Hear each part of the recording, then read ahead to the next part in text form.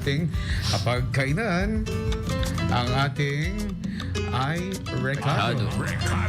Alright, Jack, ano ba yung ating recipe for today? Dahil po sa ngayong unang buwan ng at bagong taon ay sobrang lamig po no. Malamig po ang panahon gabi yan. na, lamig-lamig pa rin. Yung hangin po, lamig eh. Marami rin malalamig ang kanilang mga relasyon. No. Ayan. Painitin ninyo. Kaya ginudon. Kaya ang ating po na feeling Recado ngayon ay spicy na sinigang na baboy. Yung, wow, ang sarap naman yan. Spicy, no? sir. Mga sangkap lamang po nito, 2 tablespoon ng cooking oil, yung pork belly natin, hiwain natin sa cubes. Dalawang malaking puting sibuyas, hiwain natin na ito ng pino. Yung siling pang sigang, yung berde po, berde yung siling. Ayun, berde. Ayan. Tsaka kailangan din po natin ng siling labuyo, hiwain natin. Isang lata ng whole peeled tomatoes, or kung may tomato po tayo, yun na lang din para mas okay. Okay. Syempre yung tubig po, kailangan natin ng siguro 8 na tasa ng tubig, isang pakete ng instant sinigang mix, puting labanos, binalatan at hiniwa, tas yung okra natin at isang bungkos ng kangkong. Okay. Masarap yan pag may kangkong ang sinigang, di ba? Alright, tapos? Paraan ng pagluluto, iprito natin ang pork belly sa isang malaking kawali o kaldero, painitin ang mantika sa katamtamang apoy, ilagay ang pork belly at iprito hanggang maging golden brown ang lahat ng sides. Kapag okay na, alisin at ating itatabi muna. Tapos gawin na natin yung base ng lasa, sa parehong kaldero, idagdag ang sibuyas at parehong klase ng sili. Igisa hanggang lumambot ang maging translucent ang sibuyas, mga 5 minutes, at idagdag ang mga kamatis at durugin ng bahagya gamit ang sandok. Lutuin hanggang magmantika at maging malapot o parang jam ang itsura. Tapos gawin na natin yung sabaw, ibuhos ang tubig at idagdag ang sinigang mix. Haluin hanggang tuluyang matunaw. Ibalik ang pork belly sa kaldero at pakuluin sa mahinang apoy hanggang lumambot ang karne at lumalim ang lasa ng sabaw, siguro mga 30 to 45 minutes. Nako, magugutom na ako niyan. Hindi, dapat agahan nila magluto, di ba? Great things take time. Yan naman. Ilagay ang mga gulay, idagdag ang labanos at okra, pakuluin hanggang lumambot pero hindi sobrang luto. Isunod ang kangkong, saka patayin ang apoy at hayaang maluto gamit ang init ng sabaw. Tapos yun, ihain na natin.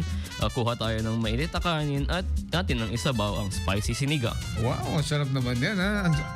Okay na to. Ayan, ang sarap na luto ni Jack ngayon, ang ating spicy sinigang. Perfecto ba sa malamig na panahon talaga? Naku, siguradong kayang-kaya mo ng kayang-kaya mo naman mag-asawa? Huwag mo na. Sabi nila, pag marunong ka na magluto, pwede ka na mag-asawa. Pero sa panahon ngayon, huwag mo na. Baka madisgrasya dahil mahirap mag-asawa nang wala sa oras, di ba? Sir. Alright. Yan. Shout out natin mga taga Jacob Online Shopping. Magandang araw. Kay Ma'am Litz, kay Ma'am Mary Jane Figuracion dyan sa may Barrett at saka sa Jacob Lechon. At mamimigay tayo ng radyo courtesy of them. Maraming salamat po. At ano ba? Bukas meron din tayong question of the day. Mag-start na lang tayo bukas. Sir Jerry Belsa, sponsored by Sir Jerry Belsa. Question of the day. Mamimigay din tayo ng electronic load. Thank you so much, Sir Jerry. At yung mga iba pang mag-sponsor ngayon sa atin. Ayan. Maraming salamat po. Baka naman, si Sir Robert Andrada dyan sa may US of A. Pa-take out naman daw ng niluto mong spicy. Zach.